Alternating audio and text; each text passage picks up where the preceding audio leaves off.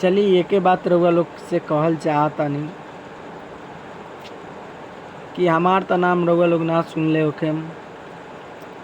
हमार नाम का ह ना ह रउआ लोग त ना सुनले होखेम। रउआ लोग के कैसे कह दी। हमार नाम है मनी बाबा और जे दिन हमरा माथा पे जे चढ़ गई ना उनका आगे दुनिया से हम छुट्टी कर देम। दुनिया से छुट्टी कर देम। हम सनकी हैं। एक बार जब हम कमिटमेंट कर देवे नी ना फिर हम केहू के ना सुने नी। ये हम अपना दोस्त के चैनल से डालता नी।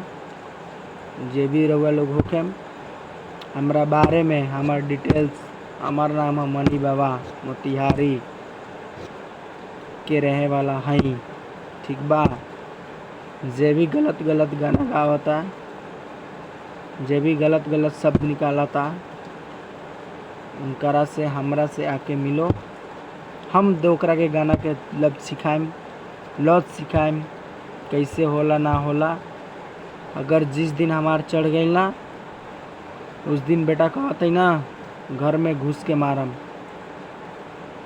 मनी बाबा घर में घुस के मारम जिस दिन हमार चढ़ गई। जिस दिन चली भैया इतनी बात कहल चाहत रहल है। अब लोग मीडिया से लेकर चाहे कहीं तक शेयर करी, आगे बढ़ाई। ऐसा समाज में ना होके के चाहिए। ऐसा समाज में गाना ना गावे के चाहिए। चलिए भैया प्रणाम, नमस्कार। महाकाल, जय जय महाकाल। हमार ग्रुप के नाम है मस्ट ग्रुप। जय जय महाकाल। तब वो लोग से ये बात कहे के चाहत रहल है, अगर रउआ लोग गावल चाहता नहीं तो हम संडे के दिन 8 बजे रात के लाइव आई।